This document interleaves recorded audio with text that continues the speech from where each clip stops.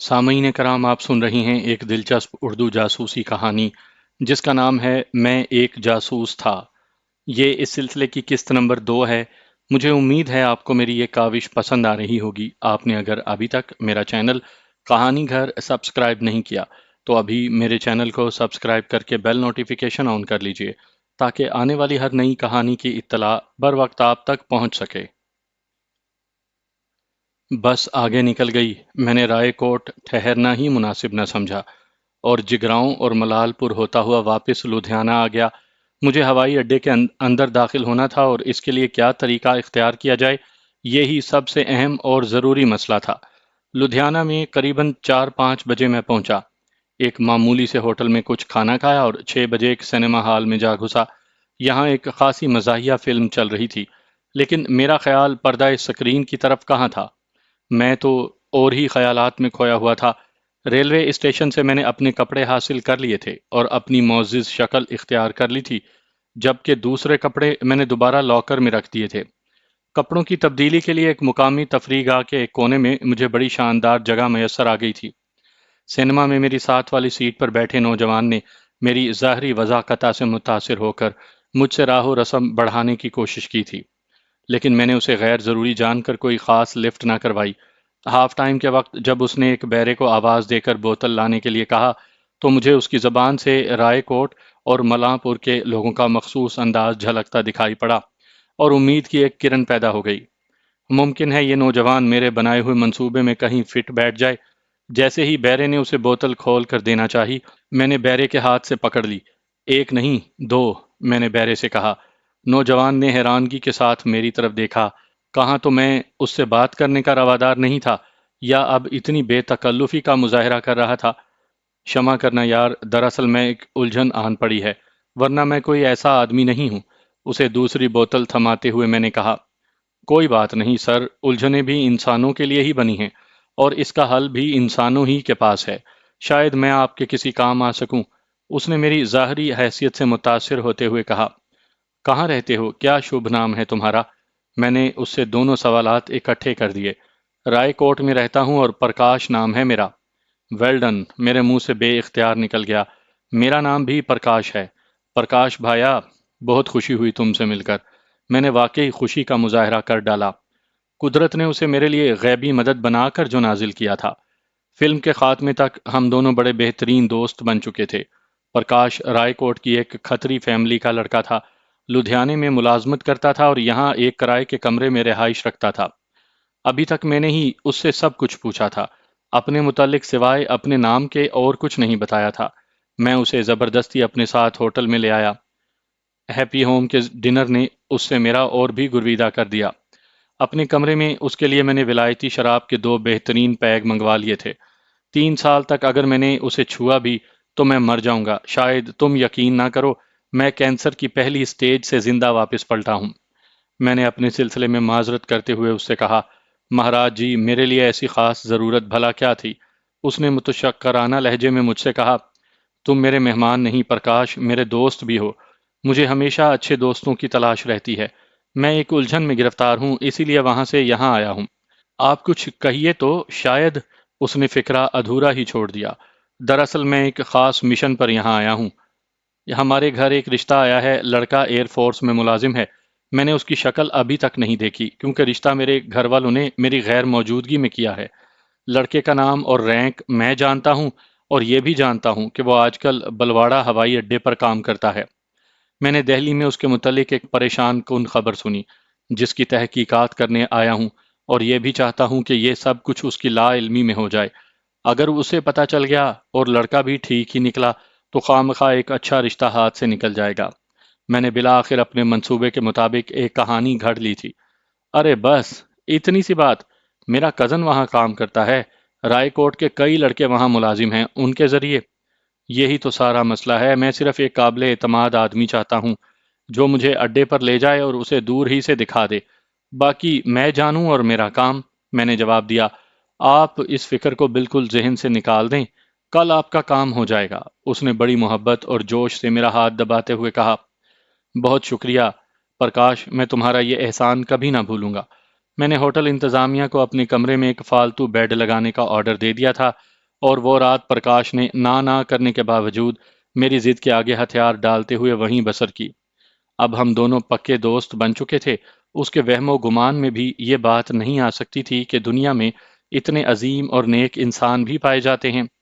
صبح پرکاش ناشتہ کرتے ہی چلا گیا۔ تھوڑی دیر کے بعد اس کی واپسی ہوئی۔ وہ کام سے چھٹی لے کر آیا تھا۔ ہم دونوں اکٹھے ہی رائے کوٹ روانہ ہو گئے۔ پرکاش کے گھر والوں نے مجھے ہاتھوں ہاتھ لیا۔ نہ جانے اس نے میرے متعلق کیا کیا انہیں بتایا تھا کہ وہ لوگ میرے آگے بچھے جا رہے تھے۔ ہر دوسرا پہلے سے بڑھ چڑھ کر میری خدمت کر رہا تھا۔ ہندو معاشرے میں پردے نام کی کسی چیز کا تصور نہیں پایا جاتا۔ جلد ہی ہم سب آپس میں گھل مل گئے۔ شام تک میں اور پرکاش رائے کوٹ میں گھومتے رہے۔ اس اثناء میں نے ارد گرد کے علاقے میں قائم شدہ تنصیبات کا بخوبی جائزہ لے لیا تھا۔ پرکاش کے والد کی ایک کھٹارا سی موٹر سائیکل تھی جس پر ہم رائے کوٹ کے ارد گرد دیہاتی علاقے میں گھومتے رہے۔ موٹر سائیکل میں خود چلا رہا تھا اور جان بوجھ کر ایسے راستوں پر سفر کر رہا تھا جہاں موبائل ریڈار سسٹم یا اینٹی کرافٹ گنز کی موجودگی کے امکانات زیادہ تھے۔ پہلے ہی مرحلے پر قدرت نے میرا بھرپور ساتھ دیا۔ اس کے اس انعام پر جو پرکاش کی صورت میں مجھ تک پہنچا تھا، میں نے خدا کا شکر ادا کیا اور پچھلے 2-3 روز کی کلفت کلی طور پر ختم ہو گئی۔ دشمن کی اس علاقے میں نقل و حرکت میری نظروں کے راستے میرے ذہن میں محفوظ ہو چکی تھی، اور اب کسی بھی وقت کاغذ پر منتقل ہو کر میرے ملک تک پہنچ سکتی تھی۔ دن بھر ہم نے جی بھر کر آوارہ گردی کی۔ شام کو اس کا کزن سالگرام ڈیوٹی ختم کر کے گھر آ گیا۔ وہ ہوائی اڈے کی ایک ورک شاپ میں کام کرتا تھا۔ پرکاش نے بڑی گرم جوشی کے ساتھ میرا تعارف اس سے کروایا۔ اس کا غائبانہ تعارف مجھے پہلے ہی اچھی طرح حاصل تھا، اور اس کی ہی نہیں بلکہ بھارتی نوجوانوں کی سب سے بڑی کمزوری میرے بریف کیس میں موجود تھی: ولایتی شراب کی بوتل۔ اس کی ایک جھلک نے اسے میرا تابع دار بنا دیا، اور یہ جھلک میں نے ایک خاص طریقے سے اچانک بریف کیس کھولتے ہوئے اسے دکھائی تھی۔ مہاراج جی، شیش ورما نام کے 2-3 آفیسر ہیں، آپ کچھ ان کے متعلق بتائیے۔ اس نے اپنے ہونٹوں پر زبان پھیرتے ہوئے کہا، یار تمہارا دماغ خراب ہے کیا؟ اگر یہ اس سے واقف ہوتے تو خود ہی نہ چلے جاتے۔ پرکاش نے، جو اس سے خاصا بے تکلف تھا، اسے کہا، ٹھیک ہے مہاراج جی، میں باری باری سب سے کسی بہانے آپ کو ملوا دوں گا، اپنے سبھی یار ہیں۔ اس نے ایک مخصوص انداز سے آنکھ دباتے ہوئے کہا، شکریہ بھیا، تم نے تو میرے سر سے اچھا بھلا بوجھ اتار دیا ہے۔ رات کو دونوں جی بھر کر شراب نوشی کرتے رہے۔ میرے متعلق گھڑا گھڑایا بہانہ پہلے ہی موجود تھا، اس لیے کسی نے مجھ سے اصرار نہیں کیا۔ رات میں نے رائے کوٹ میں پرکاش کے گھر پر بسر کی۔ اگلے روز سالگرام تو صبح صبح اٹھ کر اپنی ڈیوٹی پر چلا گیا، ہمیں بعد میں آنے کے لیے کہہ گیا۔ تھوڑی دیر کے بعد ہم لوگ بھی اس کے پیچھے جا رہے تھے۔ گارڈ روم میں ہماری ملاقات سالگرام سے کروائی گئی۔ وہ ہمیں اپنے ساتھ ورک شاپ میں لے گیا۔ سالگرام کی اپنے آفیسر انچارج سے گاڑی چھنتی تھی، اس لیے کسی نے اس بات کا نوٹس نہ لیا۔ ہر جگہ اس نے میرا تعارف اپنے کزن کی حیثیت سے کروایا جو دہلی سے آیا تھا، جسے ہوائی اڈہ اور جنگی جہاز دیکھنے کا بے حد شوق تھا۔ ہر کوئی اپنی اپنی بساط کے مطابق مجھے اور پرکاش کو خوش آمدید کہہ رہا تھا۔ قریباً 2 گھنٹے تک ہم ہوائی اڈے پر موجود رہے۔ اس اثناء میں نے وہاں کی تمام جزیات اچھی طرح ذہن نشین کر لی تھی۔ سارا ہوائی اڈہ میرے سامنے تھا۔ وہاں موجود ایک ایک چیز میری نظر میں تھی۔ ان کو دکھانے کے لیے دونوں شیش ورما سے متعلق میں نے تحقیق میں خاصی سرگرمی دکھائی تھی، اور ان لوگوں کو اپنے سچے ہونے کا یقین دلایا تھا۔ اچھا یار، بڑی مہربانی تمہاری، تیسرے شیش ورما سے پھر کبھی مل لیں گے، میں نے گرم جوشی سے اس کا ہاتھ دباتے ہوئے کہا۔ اوکے، پرسوں تک کے لیے رام رام۔ اس نے مجھ سے بھی زیادہ گرم جوشی کا مظاہرہ کیا تھا۔ پرکاش کے ساتھ میں واپس آ گیا۔ رائے کوٹ سے میں نے لدھیانہ اپنے ہوٹل کو فون کر دیا تھا کہ میں رات کو نہیں آؤں گا۔ ایڈوانس جمع ہونے کی وجہ سے وہ لوگ بھی مطمئن تھے۔ 2 دن بعد اتوار تھا، اس روز سالگرام کی بھی چھٹی تھی۔ میں اور پرکاش تو واپس لدھیانہ چلے آئے۔ سالگرام کو میں نے اتوار کو بڑی زبردست دعوت دی تھی۔ وہ میرا شکار تھا جس پر مجھے ابھی محنت کرنا تھی، اور جس سے بہت سارے کام نکالنے کی توقع تھی۔ قدرت کے اس انعام کو میں کسی بھی صورت ضائع کرنے کے لیے تیار نہیں تھا۔ لدھیانہ ہم شام کو پہنچے۔ دونوں سیدھے ہوٹل ہی گئے تھے، جہاں چائے پی کر تازہ دم ہو کر ہم شہر میں گھومنے چلے گئے۔ میں نے پرکاش کو چونکہ اپنے لمبے چوڑے بزنس کے متعلق ایک کہانی سنا رکھی تھی، اور اسے یہی بتایا تھا کہ اب میری مصروفیات صرف بزنس تک ہی محدود رہیں گی، اور 3-4 روز تک میں لدھیانہ سے اپنے بزنس کے معاملات طے کرنے کے بعد دہلی چلا جاؤں گا، اسی لیے اس نے مجھ سے اگلے روز یعنی ہفتے کا پروگرام کا نہیں پوچھا تھا۔ رات گئے میں ہوٹل پہنچا تو ایک خوبصورت الجھن میری منتظر تھی۔ اپنے کمرے میں داخل ہوئے ابھی چند منٹ ہی گزرے تھے کہ دروازے پر ایک شریفانہ دستک سنائی دی۔ یس کم ان، میں نے ہوشیار ہوتے ہوئے کہا، کیونکہ ایسے ہوٹلوں میں اجازت کے بغیر کوئی دروازہ بھی نہیں کھٹکھٹایا کرتا۔ دروازہ کھلا اور ایک ہوازادی اپنی تمام تر حشر سامانیوں کے ساتھ اپنے جلوہ میں خوشبوؤں اور دعوت کا ایک طوفان لیے اندر داخل ہوئی۔ شمع کیجیے، روم نمبر 130۔ اس نے فکرہ ادھورا چھوڑ کر جگر پاش نظروں سے میری طرف دیکھا۔ میں اب سنبھل چکا تھا۔ دو ہی صورتیں تھیں، یا تو وہ کوئی کال گرل تھی یا پھر CID کی مخبر، کیونکہ ایسے ہوٹلوں میں پولیس یا انٹیلیجنس والے براہ راست مداخلت کم ہی کیا کرتے ہیں۔ زیادہ تر کام ایسی لڑکیوں ہی سے لیا جاتے ہیں۔ کچھ بھی تھا، مجھے بہرحال اپنے رویے سے کسی شک کا اظہار نہیں کرنا تھا۔ کمرے کا نمبر اس کے باہر لکھا ہے، میں نے بظاہر لاپرواہی کے انداز میں آرام دہ کرسی پر بیٹھتے ہوئے کہا۔ اوہ، مجھے کیا بیٹھنے کو بھی نہیں کہیں گے؟ اس نے ادائے خاص سے میری طرف جھکتے ہوئے کہا، اور میرا جواب سنے بغیر میرے پلنگ پر بیٹھ گئی۔ ابھی اس بات کا فیصلہ تو نہیں ہوا کہ آپ میری مہمان ہیں یا کسی اور کی، میں نے کہا۔ مہاراج جی، اب میں آ گئی ہوں تو اپنا مہمان ہی سمجھیے۔ اس نے اپنے ہاتھ میں پکڑا پرس بھی قریبی میز پر پھینک دیا۔ آپ کو شاید غلط فہمی ہوئی ہے، میں نے اپنی جگہ سے اٹھ کر کھڑکی کے قریب کھڑے ہوتے ہوئے کہا۔ خواتین سے ایسے تو بات نہیں کی جاتی۔ اس نے اٹھ کر میرے قریب آنا چاہا۔ جان بچانی خاصی مشکل تھی۔ میرا منفی رویہ بھی الجھن کا باعث بن سکتا تھا۔ میں بھارتی معاشرے کا نئے دور کا نوجوان تھا۔ مجھے بہرحال اپنے آپ کو اس ماحول میں رنگنا تھا، ورنہ کچھ بھی ممکن تھا، لیکن میرے مقصد اور مشن کی عظمت میرے راستے میں حائل تھی۔ دیوی جی، آج کے لیے تو مجھے क्षमा کیجیے، میں نے ایک دوست کو وقت دے رکھا ہے۔ کاش آپ سے پہلے، میں نے خود آگے بڑھ کر اس کے کندھوں پر ہاتھ رکھتے ہوئے کہا۔ ٹھیک ہے مہاراج جی، میں کسی کے دھندے کو خراب کیوں کروں، لیکن ہاں ہاں، تمہاری ٹپ تو بہرحال ہے۔ میں نے 10-10 کے 2 نوٹ نکال کر اس کے ہاتھ میں تھما دیے۔ Thank you for your visit, آپ کے آنے کا شکریہ، میں نے بڑے احترام سے دروازہ کھولتے ہوئے کہا، اس کے جانے پر خدا کا شکر ادا کیا۔ صبح اٹھ کر میں نے دوبارہ ہوائی اڈے کا رخ کیا۔ میرا مشن ابھی نامکمل تھا، اور جس نوعیت کی اطلاعات مجھے درکار تھیں ان کے لیے مجھے اکیلے ہی جانا تھا۔ ہفتے کی صبح ایک مرتبہ پھر ایک دیہاتی گھسیارے کے لباس میں میں ہوائی اڈے کی طرف جا رہا تھا۔ بس سے میں اڈے سے قریباً 2 میل پیچھے ہی اتر گیا تھا۔ یہ فاصلہ میں نے پیدل ہی طے کیا تھا۔ اس وقت میرا حلیہ اور شکل ایسی تھی کہ پرکاش بھی غور سے دیکھنے پر ہی پہچان سکتا تھا۔ میرے سر پر لگی بالوں کی وگ اور بڑی ہوئی شیو، ہاتھ میں پکڑی چارہ کاٹنے کی درانتی، اور کھرپے کے ساتھ کندھے پر رکھی میلی کچیلی سی چادر، اور تن پر میلے کپڑوں کی وجہ سے دیکھنے والا پہلی نظر ہی میں مجھے کوئی گھسیارا سمجھ کر نظر انداز کر سکتا تھا۔ بس کے سفر کے دوران میں آخری سیٹ پر ایک کونے میں، جہاں اکثر کوئی بدقسمت سواری ہی بیٹھا کرتی ہے، سمٹ گیا۔ اس کے باوجود سارے راستے مجھے بس میں سوار ہونے اور اترنے والوں کی غسیلی نظروں کا سامنا کرنا پڑا۔ ایک تو میری شکل ہی اچھوتوں والی تھی، پھر اچھوت بھی نچلے درجے کا، بھلا کوئی براہمن میرا بس میں سوار ہونا کیسے گوارا کر سکتا تھا؟ بس کا کنڈکٹر مجھے تمام راستہ گالیوں سے نوازتا آیا تھا۔ یہ بات اپنے بزرگوں سے سنی تھی کہ ہندو نیچ جاتی کے لوگوں کو انسانیت کے زمرے میں شمار نہیں کرتے، لیکن انسانوں سے انسانوں کا اتنا کربناک سلوک کہاں دیکھنے میں آتا ہے؟ ہندو معاشرے کے اس مکروہ ترین روپ کو دیکھنے کے بعد ان کے خلاف میری دلی نفرت دو چند ہو گئی۔ پنجاب کے اکثر علاقوں میں کچھ لوگ کھیتوں کے کنارے لگی گھاس کاٹ کر اسے قریبی منڈیوں میں یا پھر تانگے والوں کے ہاتھ فروخت کر کے گزر بسر کرتے تھے۔ میں اس وقت ایسے ہی لوگوں کی نمائندگی کر رہا تھا۔ ہوائی اڈے کے گارڈ روم کے سامنے سے جو سڑک کے کنارے کچھ فاصلے پر بنا ہوا تھا، گزر کر میں کچھ آگے نکل گیا۔ میری بے چین نظریں گارڈ روم کے ارد گرد پھیلے انڈین ایریا کا احاطہ کیے ہوئے تھیں۔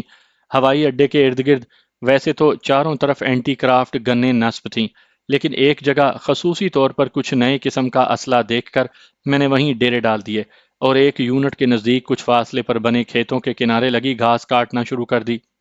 گھاس کاٹنے کا عمل صرف میرے ہاتھ انجام دے رہے تھے، میرا ذہن اور آنکھیں مکمل یکسوئی کے ساتھ اسی طرف لگی ہوئی تھیں۔ وہ سرد جنگ کا دور تھا۔ آکاش رانی اپنے پروگراموں میں اکثر شور مچاتی رہتی تھی کہ پاکستانی جاسوس بھارت میں خاص طور پر مشرقی پنجاب، راجستھان اور جموں کشمیر کے علاقے میں گھس آئے ہیں اور ان کی فلاں فلاں پہچان ہوتی ہے، کسی پر بھی شک گزرے تو قریبی پولیس اسٹیشن پہ اطلاع کیجیے، وغیرہ وغیرہ۔ اب صورتحال کچھ ایسی بنی تھی کہ ان تمام علاقوں میں خاص طور پر سرحدی اضلاع اور دفاع سے متعلق علاقوں میں لوگ خواہ مخواہ چوکنے ہو گئے تھے۔ آئے روز کسی نہ کسی فقیر یا ملنگ کی کم بختی آئی رہتی، پہلے تو انہیں پکڑتے ہی دیہاتی مارنا شروع کر دیتے اور پولیس اسٹیشن جانے کی نوبت عموماً اس وقت آیا کرتی جب وہ اس بے گناہ کا مار مار کر بھرکس نکال دیتے تھے۔ ہوائی اڈے کے ارد گرد واقع دیہاتوں میں یہ وبا کچھ زیادہ ہی پھیل چکی تھی۔ گاڑی میں کسی اجنبی چہرے کو دیکھ کر اس پر جرح شروع کر دی جاتی، جب تک اس کا کوئی شناسہ نہ نکل آئے اس کی جان نہ چھٹتی تھی۔ میرے ساتھ بھی یہی حادثہ گزرا۔ میں ارد گرد کے ماحول سے لا تعلق اپنے کام میں مگن تھا، وہاں موجود کسی فوجی جوان کو تو مجھ پر شک نہ گزرا۔ قریبی گاؤں کے دو سکھ جو سیکیورٹی کے آدمی تھے اس طرف آ نکلے اور مجھے ان کی آمد کا احساس اس وقت ہوا جب وہ میرے سر پر موجود تھے۔ فرار کی تمام راہیں پہلے ہی مسدود تھیں، چاروں طرف فوج ہی فوج، سڑک پر ہوائی اڈے کے ملازمین کی آمد و رفت جاری تھی اور میرے سر پر سیکیورٹی کے دو افراد مسلط تھے۔ کون ہو تم؟ کیا کر رہے ہو؟ دونوں نے مجھے گھورتے ہوئے پوچھا۔ مہاراج جی، مسکین آدمی ہوں، گھاس کاٹ رہا تھا، میں نے اپنی دانست میں انہیں مکمل جواب دے دیا۔ اس اثنا میں اٹھ کر میں کھڑا ہو گیا، تھیلا میرے ہاتھ میں پکڑا تھا جبکہ درانتی وہیں کٹی ہوئی گھاس کے پاس رکھی تھی۔ میرے ہاتھ میں تھیلے میں سوائے ایک کھرپی اور چادر کے اور کچھ نہیں تھا، لیکن ان دنوں جہاں آکاش وانی بھارتی عوام کو وارننگ دے رہی تھی، وہاں بھارتی اخبارات نے بھی پاکستانی جاسوسوں کے متعلق عجیب عجیب افواہیں لوگوں میں پھیلا رکھی تھی۔ ان میں سب سے زیادہ اہم بات یہی بتائی جاتی تھی کہ جاسوسوں کے پاس تھیلوں یا ان کے کپڑوں میں خطرناک بم ضرور چھپے ہوئے ہوتے ہیں، ان سے ہوشیار رہیے۔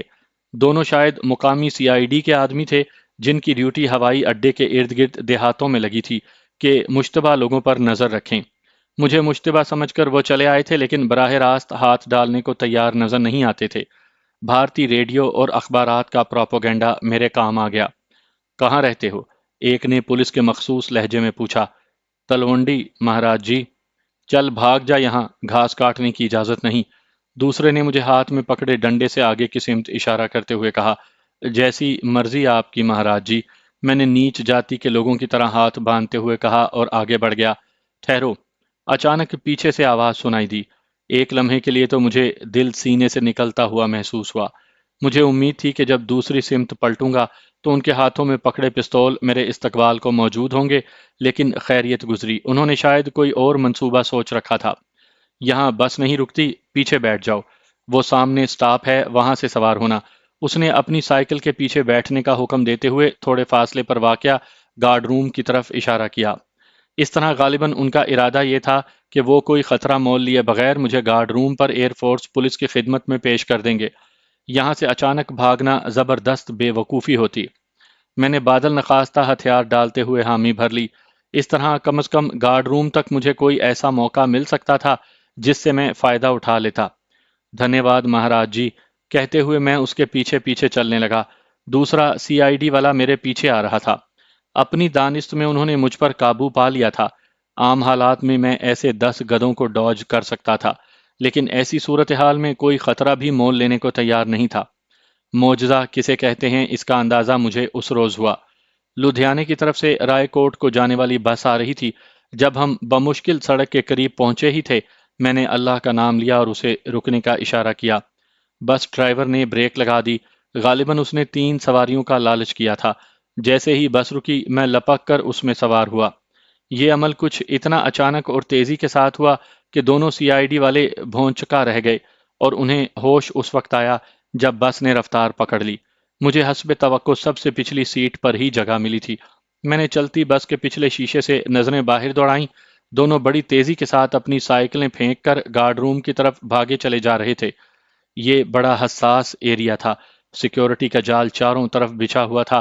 اگر وہ دونوں گارڈ روم پر رپورٹ کر دیتے تو وائرلیس پر اگلی کسی بھی پوسٹ پر اطلاع پہنچنا چند سیکنڈ کی بات تھی۔ اس کے بعد میرا اس لاری میں موجود رہتے ہوئے بچ نکلنا ناممکن تھا۔ ایک ایک لمحہ قیمتی تھا۔ مجھے چند سیکنڈ کے اندر ہی کوئی فیصلہ کرنا تھا، پھر میں فوراً ایک نتیجے پر پہنچ گیا۔ کنڈکٹر میری طرف آ رہا تھا۔ کہاں جائے گا؟ اس نے کراہت آمیز نظروں سے مجھے گھورا۔ غالباً مجھے بس پر سوار کر کے وہ پچھتا رہا تھا۔ رائے کوٹ لالا جی۔ نکال 2 روپے۔ 1 روپیہ لے لیں لالا جی، غریب آدمی ہوں، میں نے گھگیاتے ہوئے کہا۔ ابے تیرے غریب کی ایسی تیسی۔ اس نے مجھے گالیاں بکنی شروع کر دیں۔ بس اسی اثنا میں وہاں سے 5-4 میل کے فاصلے پر مومن پورہ کے نزدیک پہنچ چکی تھی۔ ڈرائیور نے حسب سابق بریک پر پاؤں رکھا اور کنڈکٹر نے مجھے دھکا دیتے ہوئے نیچے گرا دیا۔ میں بمشکل سنبھل پایا۔ غصے کے مارے میرا خون کھول اٹھا، لیکن دوسرے ہی لمحے مجھے اپنی حیثیت کا احساس ہو گیا۔ میں بھارت کا ایک نیچ اچھوت تھا جس کے لیے ہندو معاشرے میں کوئی جگہ نہیں۔ سب کچھ میری توقع کے عین مطابق ہوا تھا۔ میں فوراً سڑک کے دوسرے کنارے پر پہنچا۔ بمشکل 2 منٹ ہی گزرے تھے جب میں نے جیپ کو انتہائی تیز رفتاری سے اس بس کے تعاقب میں جاتے دیکھا۔ میں بڑی پھرتی سے بڑے سے درخت کی اوٹ میں چھپ گیا تھا۔ دونوں میں سے ایک گدھا بھی جیپ میں ڈرائیور کے ساتھ بیٹھا تھا، اور پچھلی نشست پر ایئر فورس پولیس کے مسلح جوانوں نے قبضہ جما رکھا تھا۔ جیپ کے گزرتے ہی ایک بس آتی دکھائی دی، اور چند منٹ کے بعد ہی میں لدھیانہ کی طرف واپس عازم سفر تھا۔ اس مصیبت کے ٹل جانے پر دل ہی دل میں شکر بجا لایا۔ بلواڑہ سے کافی دور ایک اسٹاپ پر میں اتر گیا۔ یہاں سے ایک ٹیمپو کے ذریعے میں ایک دوسرے علاقے کی طرف جا نکلا۔ یہ ایک چھوٹا سا قصبہ تھا، لیکن میرے لیے بہت بڑا اور مضبوط قلعہ تھا۔ اب کم از کم میری حالت اس قابل ضرور تھی کہ بھارتی سیکولر معاشرے میں مجھے بس کی سیٹ پر بیٹھنے کی اجازت مل جاتی۔ شام کو تھکا ہارا لدھیانہ پہنچا۔ اپنے مخصوص مقام پر کپڑے بدل کر سیدھا پرکاش کے پاس چلا گیا۔ رات کو ہم دونوں اکٹھے ہوٹل پہنچے۔ پرکاش میرا بہترین کور تھا، اور ایسے غیر یقینی حالات میں جبکہ قدم قدم پر خطرات منہ کھولے کھڑے تھے، اس کی مدد حاصل کرنا اور بھی ضروری ہو گیا تھا۔ میں نے پرکاش سے بڑے گہرے تعلقات استوار کر لیے تھے، اور چند دنوں کی دوستی میں ہی وہ مرحلہ آ گیا تھا جب پرکاش میری غیر موجودگی کو محسوس کرنے لگتا۔ میرے ذہن نے پرکاش سے متعلق ایک شاندار منصوبہ ترتیب دے لیا تھا، اور اب میں اسی پر عمل کرنے جا رہا تھا۔ دل ہی دل میں کئی مرتبہ میں نے اس منصوبے کا جائزہ لیا، اس کی تمام جزیات پر نظر ڈالی اور اللہ پر ڈوری پھینک کر مطمئن ہو بیٹھا۔ اپنے منصوبے پر کام کا آغاز تو میں نے اس سے ملاقات کے ساتھ ہی کر دیا تھا، لیکن اصل مرحلہ اب آیا تھا۔ میں نے شام سے ہی ایسی رونی صورت بنا رکھی تھی، اور اس کی باتوں کے جواب میں اس طرح ہوں ہاں کر رہا تھا کہ اس کا شک میں مبتلا ہونا ضروری ہو گیا تھا۔ کیا بات ہے؟ اس نے کمرے میں رات کا کھانا کھاتے ہوئے مجھ سے پوچھا۔ کچھ نہیں، ایسی تو کوئی بات نہیں، بس یوں ہی، میں نے خوامخواہ سسپینس پیدا کرتے ہوئے کہا۔ کیا یوں ہی؟ سیدھی طرح بات بتاؤ ورنہ۔ اس نے چمچ پلیٹ میں رکھ دیا اور کھانے سے الگ ہو بیٹھا۔ یار کچھ نہیں، تم کھانا تو کھاؤ۔ سوال ہی پیدا نہیں ہوتا، جب تک بات نہیں بتاؤ گے نہیں کھاؤں گا، اس نے بچوں کی طرح ضد کرتے ہوئے کہا۔ اچھا یار، کھانا شروع کرو، بتاتا ہوں۔ تمہیں نہیں بتاؤں گا تو اور کسے بتاؤں گا؟ میں نے غمناک لہجے کی اتنی شاندار ایکٹنگ کی کہ خود کو داد دینے کو جی چاہا۔ میری گفتگو کے انداز نے غالباً پرکاش کو معاملے کی سنگینی کا احساس دلا دیا تھا، جو وہ چپ ہو رہا۔ کھانا ختم ہونے تک ہم نے کوئی گفتگو نہ کی۔ کھانا بھی دونوں نے بڑی بد دلی سے کھایا تھا۔ پرکاش میری زندگی کا ایک حصہ سفر کی نظر ہو چکا ہے۔ سینکڑوں لوگ ملے، اچھے بھی برے بھی، لیکن نہ جانے تم میں کیا بات نظر آئی ہے کہ… میں نے کافی بناتے ہوئے گفتگو کے لیے تمہید باندھی۔ قریباً 1 گھنٹے کے بعد پرکاش مجھ پر مر مٹنے کے لیے تیار تھا۔ میری دردناک داستان نے اسے دوران گفتگو ایک مرتبہ رلا بھی دیا تھا۔ میری ماں بچپن میں فوت ہو گئی تھی۔ باپ نے دوسری شادی کر لی۔ ستیلی ماں نے بے پناہ ظلم ڈھائے۔ آج تک اس لیے گھر سے بندہ رہا کہ ایک سگی بہن بھی تھی۔ پچھلے ماہ وہ بھی مر گئی۔ اس نے اصل میں مرتے وقت مجھ سے وچن لیا تھا کہ میں کبھی شراب نہیں پیوں گا۔ اب میرا باپ کے گھر میں کیا ہے، وغیرہ وغیرہ۔ اس کہانی کا پرکاش کے لیے سب سے بہترین حصہ میری دانست میں وہ تھا جہاں اس کے علم میں یہ بات آئی تھی کہ میں نے چوری چھپے 25-30 ہزار روپیہ اس برے وقت کے لیے جمع کر رکھا تھا، اور اب میں چاہتا ہوں کہ کسی فیملی کا رکن بن کر لدھیانہ میں کوئی چھوٹا سا کاروبار شروع کر دوں، اور میری نظر انتخاب اس پر ٹھہری ہے۔ برے بھلے لوگ ہر معاشرے میں موجود ہوتے ہیں۔ میں آج بھی جب ماضی پر نظریں دوڑاتا ہوں، پرکاش کے رویے میں مجھے لالچ کی جھلک نظر نہیں آتی۔ اس نے مجھے اس لیے نہیں اپنایا تھا کہ مجھ جیسا دھنوان دھرم ویر مل جانے سے اس کی کایا پلٹ جائے گی۔ کسی حد تک ممکن ہے اس فیصلے کے پیچھے یہ جذبہ بھی کار فرما ہو لیکن انسانی ہمدردی کے جراثیم اس میں کچھ زیادہ ہی پائے جاتے تھے۔ پرکاش میرا اور بھائی نہیں ہے، بھگوان نے مجھے بھائی دے دیا۔ وہ شدت جذبات سے بے قابو ہو کر مجھ سے بغل گیر ہو گیا۔ میری خواہش پر وہ رات میرے پاس ہی ٹھہر گیا۔ ابھی رات کے 10 ہی بجے تھے جب دروازے پر وہی مانوس دستک سنائی دی۔ پرکاش کو میں نے لیٹے رہنے کو کہا اور خود دروازہ کھول کر باہر آ گیا، جہاں کل والی شریمتی جی موجود تھیں۔ اس سے پہلے کہ اس کے منہ سے کوئی لفظ نکلے، میں نے انگلی منہ پر رکھ کر اسے چپ رہنے کا اشارہ کیا اور اسے حیران و پریشان پکڑ کر راہداری کے ایک کونے میں لے گیا۔ اپنی سالی قسمت ہی ایک دم پھوکٹ ہے، میں نے ایک مخصوص طبقے کا لہجہ اپناتے ہوئے کہا۔ اب کیا ہو گیا مہاراج؟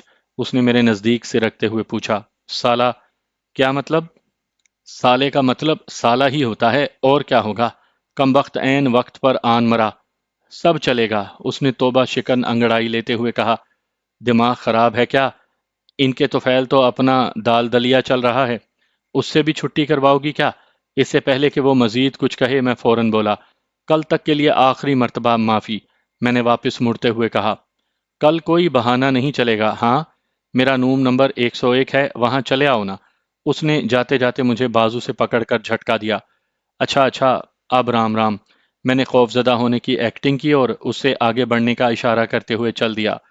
میرے کمرے کے قریب ایک بیہودہ اشارہ کر کے وہ آگے بڑھ گئی اور میں اپنے کمرے میں داخل ہو گیا۔ کیا بات تھی بھیا؟ کون تھا؟ پرکاش نے پریشانی سے پوچھا۔ تھی یار ایک بلا، بڑی مشکل سے جان چھڑائی، کمبخت جان کو آ گئی تھی۔ او، وہ بات سمجھتے ہوئے مسکرایا۔ ہیپی ہوم میں وہ میری آخری رات تھی۔ صبح اٹھ کر میں اپنے والد سے حساب بے باک کرنے اور اپنا پیسہ نکلوانے کے لیے اپنے شہر کو چل دیا اور پرکاش اپنے کام پر چلا گیا۔ میں نے 3 روز کے بعد واپس آنے کا وعدہ کیا تھا۔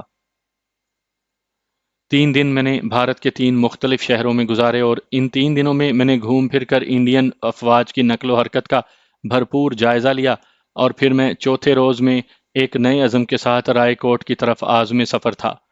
وہ ہفتے کا روز تھا جب میں رائے کوٹ کے ایک محلے میں پرکاش کے چھوٹے سے گھر کے باہر لگی گھنٹی کا بٹن دبا کر کسی کی آمد کا منتظر تھا۔ مجھے علم تھا کہ پرکاش اس وقت گھر پر نہیں ہوگا اور رات گئے وہ لدھیانہ سے آئے گا۔ اسے میری آمد کی خبر تو تھی، لیکن اتنی جلدی میرے آنے کا علم نہیں تھا۔ میں دانستہ ایسے وقت آیا تھا کہ تاکہ پرکاش کی غیر موجودگی میں اس کے گھر والوں کو اپنے بارے قائم کردہ تاثرات کا میں خود اندازہ کر سکوں۔ اس سے پہلے اس کے گھر والوں سے ملاقات تو ہو چکی تھی، لیکن سرسری سی۔ ہندو معاشرے میں چونکہ پردے نام کی کوئی چیز نہیں پائی جاتی اور مشرق کی روایتی شرم و حیا کا کم از کم شہروں کی حد تک جنازہ نکل چکا ہے، اس لیے کسی بھی گھر میں کسی اجنبی کی آمد پر کوئی نہیں چونکتا۔ دروازے کے پیچھے کسی کے قدموں کی چاپ سنائی دی، میں سنبھل کر کھڑا ہو گیا، لیکن دروازہ کھلنے پر جس صورت سے سامنا ہوا اسے دیکھ کر اپنا آپ تو کیا ایمان تک ڈگمگاتا محسوس ہونے لگا۔ جی؟ اس نے ایک خاص انداز سے اپنا ایک ہاتھ دروازے پر ٹکاتے ہوئے پوچھا۔ پرکاش سے ملنا تھا، میرے منہ سے بمشکل ہی نکل پایا۔ وہ تو نہیں ہے۔ اس کی جھکی جھکی آنکھیں مختصر سے جواب کے ساتھ اٹھیں اور قیامت ڈھا گئیں۔ ماتا جی؟ چاچی وہ تو ہیں، آپ کا شبھ نام؟ گردن کو قدرے خم کرتے ہوئے اس نے پوچھا۔ پرکاش، میرا نام بھی پرکاش ہے، क्षमा کیجیے میں ابھی آئی۔ وہ اندر جانے کو مڑی اور قیامت کی چال چلتی سامنے لگے پردے کے پیچھے غائب ہو گئی۔ بمشکل 1 منٹ کے بعد ہی اس کی دوبارہ آمد ہوئی۔ آئیے، اس کا ایک ادائے خاص سے جھک کر اشارہ کرنا مجھے پھر تڑپا گیا۔ میں مسحور سا اس کے پیچھے پیچھے اندر داخل ہوا۔ گھر میں پرکاش کی ماں اکیلی ہی موجود تھی۔ پاؤں لاگوں ماتا جی؟ میں ہندوانہ طریقے کے مطابق جھکتے ہوئے انہیں پرنام کیا۔ جگ جگ جیو۔ ماتا جی نے مجھے ایسے پیار سے دیکھا جیسے وہ پہلے سے میری منتظر ہوں۔ پونم، جل پانی کرو، دو میرے بچے کو۔ انہوں نے اسی دشمن ایمان سے کہا جو ابھی تک مجھے پہچاننے کی کوشش کر رہی تھی۔ یہ پونم ہے بیٹا، میری بھانجی۔ سالگرام کو تو تم جانتے ہی ہو، اس کی بہن، اور یہ میرا بیٹا ہے پرکاش بھائیا۔ دونوں کے تعارف کا مرحلہ بھی ماتا جی نے طے کروا دیا۔ بہت آنند ملا آپ سے جانکاری ہوئی، میں نے اس کے نمسکار کے جواب میں ہاتھ باندھتے ہوئے کہا۔ مجھے بھی، چاند چہرے کی چراغ آنکھوں نے فسو پھونکا۔ پرکاش کے پتا ریٹائرمنٹ کی زندگی گزار رہے تھے۔ اپنی سروس کی کمائی ان کے پاس پرکاش ایک کھٹارا سی موٹر سائیکل، چھوٹا سا مکان اور شاندار جیون ساتھی کی شکل میں موجود تھی۔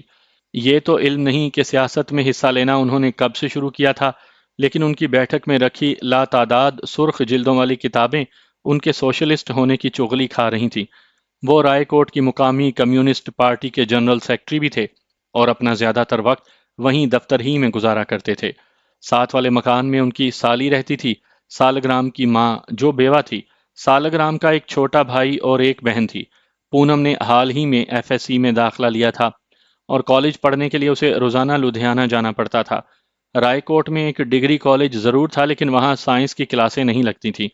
یہ دونوں کنبے آپس میں اس قدر مل جل کر رہتے تھے کہ ان کے ایک ہونے کا گمان گزرتا تھا۔ سالگرام کی تنخواہ اور اس کے سورگباش والد کی پینشن سے ان کی جیسی تیسی گزر رہی تھی۔ پونم زیادہ وقت اپنی آنٹی کے ساتھ ہی گزارتی تھی۔ مجھے علم نہیں کہ میری امارت کے قصے جو اس کے بھائی اور کزن نے دونوں گھروں کو بڑھا چڑھا کر سنائے ہوں گے، انہوں نے انہیں متاثر کیا یا پھر میری درد بھری داستان نے۔ ایک بات بہرحال عیاں تھی کہ جب اسے میری اصلیت کا علم ہوا تو میں نے اس کی گہری گہری بادامی آنکھوں میں اپنے لیے وہ جذبات معجزن دیکھے تھے جس کی توقع ایک رحم دل نوجوان لڑکی سے کی جا سکتی ہے۔ مجھے جل پانی پونم نے کروایا۔ یہ روب حسن تھا یا میرا احساس کمتری کہ ابھی تک میں اس سے کھل کر بات نہ کر پایا تھا۔ اسے دیکھتے ہی مجھے یوں محسوس ہوا جیسے کوئی چیز مجھ سے چھن گئی ہو۔ وہ روایتی ہندو لڑکیوں سے بالکل مختلف تھی۔ اس کی گفتگو کا مخصوص انداز، نپا تولا لہجہ، اپنے دامن میں وہ مخصوص حیا داری اور رکھ رکھاؤ سمیٹے ہوئے تھا جو پنجاب کی روایتی مٹیاروں کے ہاں ملتا ہے۔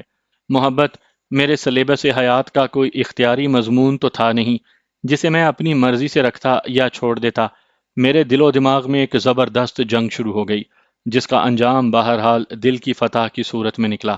مجھے اس بات کا اقرار کرنا ہے کہ سانولے رنگ کی اس گہری آنکھوں والی لڑکی نے میرے دل و دماغ پر پہلی نظر میں بڑے گہرے اثرات مرتب کیے تھے، اور رات کو پرکاش کی آمد تک ایک آگ سی دل میں برابر لگی رہی۔ تو میں نے اپنی شعور کی تمام تر گہرائی کے ساتھ اس بات کو قبول کر لیا کہ میں پونم کی محبت کا اسیر ہو چکا ہوں۔ اس اثنا میں ہمارے درمیان باتوں کے ایک دو دور ہو چکے تھے، لیکن میرے مختصر سوالات اور اس کے مختصر جوابات نے شاید اسے بھی اس بات کا احساس دلا دیا تھا کہ ہم دونوں ایک ہی کشتی کے مسافر ہیں۔ شام کو پرکاش آیا تو آتے ہی مجھ سے لپٹ گیا۔ اس کی خوشیوں میں مزید اضافہ ان خوبصورت قمیضوں نے بھی کیا تھا جو میں اس کے لیے لایا تھا۔ بابو جی کے لیے بنارسی دھوتی اور کرتے کے علاوہ ماتا جی کے لیے ایک قیمتی قدرے سادہ سی ساڑی نے میرا مان خاصا بڑھا دیا تھا۔ پونم سب کی خوشیوں کی اس طرح شرکت کر رہی تھی جیسے وہ بھی ہم میں سے ہو۔ رات کو بابو جی آئے تو مجھ سے یوں ملے جیسے کوئی اپنے سگے بیٹے سے ملتا ہے۔ میں نے بلواڑے والے معاملے کے متعلق بتا دیا تھا۔ وہ میرے ڈیڈی نے زبردستی کی بلا میرے گلے میں ڈال دی تھی کہ میں اپنی سوتیلی بہن کے منگیتر کا جغرافیہ معلوم کرتا پھروں۔ میں نے ان سے درخواست کی تھی کہ میرے ماضی سے متعلق مجھ سے بھی کبھی کوئی بات نہ کریں۔ میں اب وہ سب کچھ بھلا دینا چاہتا ہوں اور صرف اپنے حال اور مستقبل کے حوالے سے زندہ رہنا چاہتا ہوں۔ اپنے پاس موجود 20,000 روپے کیش کی صورت میں نے بابو جی کی جھولی میں ڈال کر گویا انہیں لوٹ لیا تھا۔ بابو جی، اگر آپ نے واقعی مجھے دھرم پتر بنا لیا ہے تو میری ہر چیز پر سب سے پہلا حق آپ کا ہے۔ ہم لدھیانے میں چھوٹی سی پلاسٹک انڈسٹری لگا کر کام شروع کر دیں گے۔ پرکاش کو اس کام کا خاصا تجربہ ہے۔ میں اچھا سیلز مین ہوں اور سارا بھارت گھوم چکا ہوں۔ آپ کا آشیرواد حاصل رہا تو جلد ہم کسی قابل ہو جائیں گے۔ میں نے ان کے کچھ بولنے سے پہلے ہی کہہ دیا، بیٹا میں کمیونسٹ ہوں، مذہب پر یقین نہیں رکھتا، لیکن مجھے محسوس ہو رہا ہے جیسے پہلے کسی جنم میں ہم سے کوئی اچھا کام ہوا تھا جس کا انعام پرماتما نے ہمیں تمہاری صورت میں دیا ہے۔ آج سے تم ہمارے سگے بیٹے کے سامان ہو۔ اس گھر کو اپنا گھر سمجھنا۔ ان کی جذباتی حالت کسی سے پوشیدہ نہیں تھی۔ سب نے مل کر میری آرتی اتاری اور ہم دھرم کے اٹوٹ بندھن میں بندھ گئے۔ مکان کا ایک کمرہ جو دوسری منزل پر بنا تھا اور پرکاش کے زیر استعمال رہتا تھا مجھے الاٹ ہو گیا۔ میرا مختصر سا سامان وہیں رکھ دیا گیا۔ میں نے محسوس کیا کہ اب واقعی وہ لوگ مجھے اپنی فیملی ممبر جاننے لگے تھے۔ رات کو سونے کے لیے لیٹا تو پونم اپنی تمام تر حشر سامانیوں کے ساتھ میرے تصورات میں آن پہنچی۔ میرے لیے فرار کی تمام راہیں مسدود تھیں۔ اسے اپنے ذہن سے جھٹکنے کا یارہ مجھ میں نہیں تھا۔ میں پھر اسی کربناک کیفیت سے گزر رہا تھا جس کا شکار صبح بھی کئی گھنٹے رہا تھا۔ میرے سان گمان میں بھی یہ بات نہیں آئی تھی کہ جاسوس کی زندگی میں کبھی ایسا مرحلہ بھی آ سکتا ہے جب اسے اپنی تمام تر نفرتیں اور محبت بالائے طاق رکھ کر ایسے فیصلے قبول کرنے پڑتے ہیں۔ میں نے اپنے آپ سے ایک کمٹمنٹ ضرور کر لی کہ پونم کو اپنے فرائض کی راہ میں رکاوٹ نہ بننے دوں گا، اور بس اس سے زیادہ میرے لیے ممکن نہیں تھا۔ اس فیصلے کے بعد سکھ کی نیند سو گیا۔ صبح میری آنکھ ماتا جی اور پونم کی کتھا کرنے کی آوازوں سے کھلی۔ پرکاش نیچے جا چکا تھا، وہ ہو بہو اپنی باپ کی کاپی تھا، مذہب سے بیزار اور اسی کیفیت کا شکار جس سے ہر بھارتی نوجوان گزر رہا تھا۔ معاشرتی اونچ نیچ اور اس کے ملنے والے مذہبی تحفظ نے بھارت کی نوجوان نسل کو مذہب سے باغی کر رکھا ہے۔ مجھے سمجھ تو کچھ نہیں آ رہی تھی کہ وہ کیا کر رہے ہیں، لیکن آواز کے سوز اور زیرو بم سے متاثر ہوئے بغیر نہ رہ سکا۔ پونم سوز و ساز کا حسین سنگم تھی۔ میرے کمرے میں سب سے پہلے وہی داخل ہوئی۔ اٹھیے گا نہیں کیا؟ اس نے کمرے کے دروازے میں کھڑے ہو کر نمسکار کرتے ہوئے کہا۔ اوہ، بڑی دیر ہو گئی۔ میں نے سرہانے رکھی گھڑی پر نظر ڈالتے ہوئے جواب دیا۔ آپ مندر نہیں جاتے؟ جب دیوی خود چل کر آ جائے تو کیوں جاؤں؟ مجھ سے رہا نہ گیا۔ میرے کہے فکرے سے وہ سمٹ کر رہ گئی۔ حیا کی ایک سرخ لکیر نے اس کے گالوں کا احاطہ کر لیا۔ چائے ابھی پئیں گے آپ یا ناشتے پر؟ اس نے جھیپتے ہوئے موضوع بدلنے کی کوشش کی۔ آپ کو دیکھنے کے بعد سب بھوک پیاس ختم ہو گئی۔ فی الحال تو آپ سے باتیں کرنے کے علاوہ اور کسی چیز کو دل نہیں کر رہا۔ آپ کو دیکھ کر نہ جانے کیا ہو جاتا ہے۔ آپ تو… وہ فکرہ ادھورا چھوڑ کر چلی گئی۔ میری یہ گفتگو ارادتاً تھی یا غیر ارادی، اس کا اندازہ میں نہ کر سکا۔ بس میرا جی چاہتا تھا کہ میں پونم کو کسی نہ کسی طرح اپنے جذبات سے آگاہ کر دوں۔ اس کا رد عمل کیا ہوگا، اس بات سے بالکل بے نیاز ہو کر ہماری ملاقات دوبارہ ناشتے کی میز پر ہوئی۔ سب نے اکٹھے ہی ناشتہ کیا۔ پونم نے رسوئی سنبھال رکھی تھی اور زیادہ تر کھانا پکانا اسی کے ذمے تھا۔ ناشتہ کرتے ہوئے اس کی سرمگی آنکھیں دو تین مرتبہ مجھ سے ٹکرائیں اور ہم دونوں اپنی اپنی نشستوں پر پہلو بدل کر رہ گئے۔ اتوار چھٹی کا دن تھا۔ سالگرام کو ایمرجنسی ڈیوٹی کی وجہ سے مہینے میں بمشکل ایک چھٹی ملتی تھی۔ اس سے تو ملاقات نہ ہو سکی۔ بابو جی، پرکاش اور میں البتہ تاش کھیلتے رہے۔ پرکاش نے اپنے دوستوں سے میرا تعارف کروا دیا تھا اور انہیں یہ بھی بتا دیا تھا کہ میں وہیں رہوں گا۔ بابو جی کا چونکہ رائے کوٹ کے سیاسی حلقوں میں ایک مقام تھا، اس لیے سب نے بظاہر میرا خیر مقدم کیا۔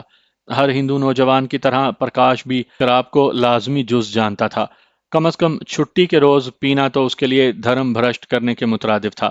میں نے البتہ معذرت کر لی۔ وہ ایک مقامی ہوٹل کو چل دیا اور میں اٹھ کر گھر آ گیا۔ دونوں بوڑھیاں محلے میں ہوئی ایک مرتیو کے انتم سنسکار میں شرکت کرنے جا رہی تھیں۔ پونم البتہ رسوئی میں موجود تھی۔ میں باتیں زیادہ کرتا ہوں، آپ برا تو نہیں مانتی؟ میں نے موقع ملتے ہی دھڑکتے دل سے پوچھا۔ جی نہیں، اس نے دوپٹے کا پلو مروڑتے ہوئے کہا۔ میں بھی تو بہت سی باتیں کر چکی ہوں کل سے اب تک۔ پھر آپ تو مزے مزے کی باتیں کرتے ہیں۔ مجھ سے کوئی جواب نہ بن پڑا، چنانچہ میں خاموش ہو گیا۔ دل کی نگری کا دستور بھی نرالا ہے۔ یہاں داخل ہونے والا پہلا سوار ہی اس کا مالک بن جاتا ہے۔ میری طرح پونم کے ساتھ بھی یہی حادثہ گزرا۔ میرے غائبانہ تعارف اور 2 دن کی ملاقات نے ہی ہم دونوں کو ایک اندیکھے انجانے لیکن دنیا کے مضبوط ترین رشتے میں جکڑ دیا۔ میری طرح وہ بھی نظریں نیچے کیے ہوئے کھڑی تھی۔ بڑی دیر تک ہم دونوں کچھ نہ کہہ پائے۔ شاید ہم جس کیفیت سے گزر رہے تھے، جہاں لفظ کھو جاتے ہیں اور جذبے زبان کا روپ دھار لیتے ہیں، ایسی زبان جسے دل سے راہ ہوتی ہے۔ تھوڑی دیر بعد وہ چلی گئی۔ میں بھی اپنے کمرے میں جا کر اپنی دھڑکنوں کا شمار کرنے لگا۔ شام کے وقت پرکاش آ گیا، پھر ماتا جی اور موسی جی بھی آ گئیں۔ سب نے کھانا اکٹھے ہی کھایا تھا۔ رات کو پرکاش، پونم، اس کا چھوٹا بھائی نپٹو اور میں فلم دیکھنے چلے گئے۔ ساری فلم کے دوران ہم دونوں ساتھ ساتھ سیٹ پر گمسم بیٹھے رہے۔ نہ اسے کچھ کہنے کی ہمت ہوئی، نہ مجھے بات کرنے کا حوصلہ پڑا۔ بمشکل ہم نے اس دوران میں 5-6 فکروں کا تبادلہ کیا۔ صبح حسب معمول پونم مجھے جگانے آئی۔ اسے علم تھا کہ آج ہم لدھیانے جائیں گے۔ اس نے میرے لیے کپڑوں کا ایک جوڑا پہلے سے تیار کر رکھا تھا۔ اشنان کرنے کے بعد ہم سب نے ناشتہ اکٹھے ہی کیا تھا۔ رات کو بابو جی کے ساتھ تمام بات چیت طے پا گئی تھی۔ اب ہم نے عملی طور پر کام کا آغاز کرنا تھا۔ اسی سلسلے میں آج میں اور پرکاش لدھیانہ جا رہے تھے۔ پونم چونکہ جلدی جاگی تھی، وہ چلی گئی۔ تھوڑی دیر کے بعد ہم دونوں بھی روانہ ہو گئے۔ لدھیانہ کے ایک پرانے محلے میں پرکاش نے کمرہ کرائے پر لے رکھا تھا۔ ہم نے سب سے پہلے اس علیحدہ حصے کے 3 کمرے جو خالی تھے حاصل کر لیے۔ پرکاش پلاسٹک کے جوتے بنانے والی ایک فرم میں سپروائزر تھا۔ اس نے میرے کہنے پر اسی روز نوکری پر لانت بھیج دی۔ ہم نے 2-3 مشینیں خریدیں اور وہیں سے کاریگروں کا بندوبست بھی کر لیا۔ پرکاش نے صرف 2 چھوٹے لڑکے ملازم رکھے تھے۔ 4 روز بعد جب ہم گھر واپس لوٹے تو باقاعدہ اپنا چھوٹا سا کارخانہ قائم کر چکے تھے۔ میں نے ایک کمرے کو سجا کر دفتر کا روپ دے دیا تھا اور باہر ایک خوبصورت board per Prakash and Prakash plastic industry کا لٹکا دیا تھا۔ فیکٹری کا ادگھاٹن یعنی افتتاح میں نے موسی جی اور ماتا جی کے ہاتھوں کروایا۔ سالگرام چھٹی نہ ملنے کی وجہ سے شرکت نہ کر سکا، لیکن اس نے میرے لیے خاص طور سے شبھ کامنائیں یعنی نیک تمنائیں بھیجی تھی اور شدت سے خواہش ظاہر کی تھی کہ اس سے ملوں۔ بابو جی اور دوسرے سب لوگ کارخانہ قائم ہونے پر خوشی سے پھولے نہ سماتے تھے۔ پرکاش کی واقفیت نے کام کیا اور ہمیں شروع ہی میں بڑا تگڑا آرڈر مل گیا۔ ماتا جی اور موسی تو بار بار میری بلائیں لے رہی تھیں۔ میں نے ان کے سوئے بھاگ جو جگا دیے تھے۔ شام کو سب لوگ واپس چلے گئے۔ اس اثنا میں مجھے پونم کے ساتھ گفتگو کا بہت کم موقع ملا تھا۔ پرکاش اور میں وہیں رہ گئے۔ صبح کام شروع ہو گیا۔ پرکاش کام میں جتا رہتا۔ قریباً 10 دن ہم نے خوب محنت کر کے آرڈر کے مطابق مال تیار کیا۔ پھر دیوالی کی چھٹیاں آ گئیں اور دیوالی منانے رائے کوٹ چلے آئے، جہاں پونم اپنی آنکھوں میں ہزاروں دیپ جلائے میری منتظر تھی۔